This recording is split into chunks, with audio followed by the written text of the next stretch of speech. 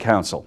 So we promptly put that issue to bed. But what other topics do you remember hearing about on Ask the Mayor? I would like to thank Mayor Moriarty for all his hard work for the veterans of Washington Township and for promoting and talking about them all on his show. You're welcome, Bruce. If you recall, back in February, one of your fellow veterans wondered what we were doing to help out our distinguished servicemen. I'm a veteran and 5 brothers, and I was hit in the Philippines. Now, what I want to know is, what are you going to do for us veterans? Well, to answer your question quite plainly, Mr. Guida, plenty. We have lots in store for veterans this year, beginning with Operation Outreach, an initiative to recognize our town's distinguished men and women of the military, like yourself, who served our country in times of conflict and in times of peace. We are currently compiling a list of all active duty and retired service personnel that live in Washington Township. That's anyone who's ever served at any time. To our retired vets, we want to show you our appreciation during our annual Veterans Day, Memorial Day, and 4th of July events. We'd like to invite you to join our local VFW and American Legion chapters and attend regular meetings. We also want to support you by making you aware of your full veterans benefits, which may include property tax, tuition reimbursements, medical benefits, and much, much more. And to Washington Township's active military, we'd like to help out by contacting you overseas, sending you letters and care packages, assisting your family stateside, and proudly welcoming you home when you return from abroad. I think Operation Outreach is a great way to raise awareness about Veterans Affairs, but it's not all we're going to do to recognize and honor Washington Township's men and women of the military.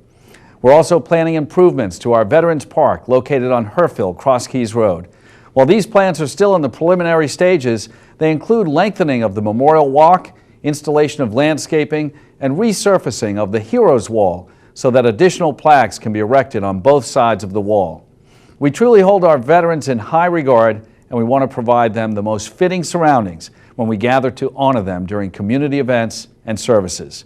Now, if you would like to obtain a plaque for placement on the Heroes Wall for a loved one, please contact the Veterans Advisory Board at 589-0520, extension 270. Again, that's 589-0520, extension 270. The Veterans Advisory Board can provide you with necessary information about the plaques, the park improvements, Operation Outreach, and all of our efforts to assist Washington Township's veterans. Now, since we first aired that segment, we've also begun our Blue Star Banner program. Each month, we present the banners to Washington Township families who proudly hang them in their windows to signify that a member of their family is serving in the military. We've already presented dozens to our hometown heroes families. If you have a loved one currently serving in the military and would like to display a Blue Star banner in your window, please contact Councilman Bob Timmons at 589-0520. That's extension 271. Councilman Timmons will provide you the necessary information and will present your family with the banner during an upcoming town council meeting. Okay, let's hear what our next resident remembers. Mr. Mayor, I remember you talking about resurfacing the tennis courts. Where do we stand as far as that goes? Well, before I tell you where we stand, let's refresh viewers' memories. This past August, I received an email from a resident named Robert who wrote, "Dear Mr. Mayor, since my daughter is enrolled in tennis camp through the Parks and Rec Department, I decided to take her to hit a few balls under the lights at Washington Lake Park. But we didn't have a good practice. The courts are in disrepair with cracks all the way back to the baseline.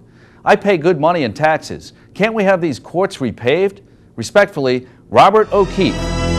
And here's a bit of my response to Robert. Yes, Robert, we can have them repaved, and we plan to. We recently received funding that will allow us to resurface several tennis courts, the inline skating area, and if there are additional monies left over, we'll also work on the skateboard arena.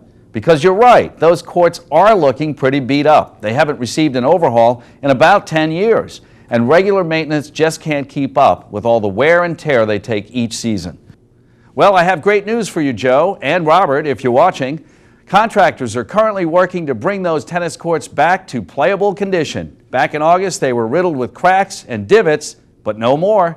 After contractors marked out the bad areas, they brought in a milling machine. The milling machine removes the faulty surface areas, grinding them into small pieces.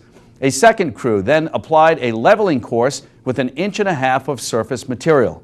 Once the surface cures, which could take a few weeks, a hard acrylic will be applied and the baseline and playing areas will be striped. The posts that hold the nets will also be replaced. And let's not forget our inline skating and hockey arena.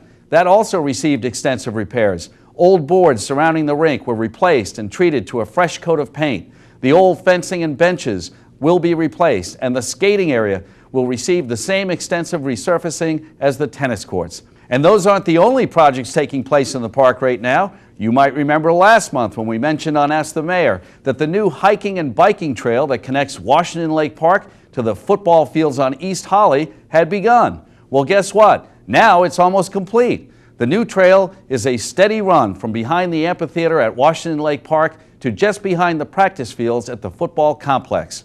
A base coat of gravel has been applied. This coat of very fine, coarse grit stone is non-abrasive, so bikers won't cut themselves if they take a tumble. But I suggest you wear your helmet anyway. A black silk fence was installed to protect wildlife, and topsoil was brought in to establish growth before the winter sets in.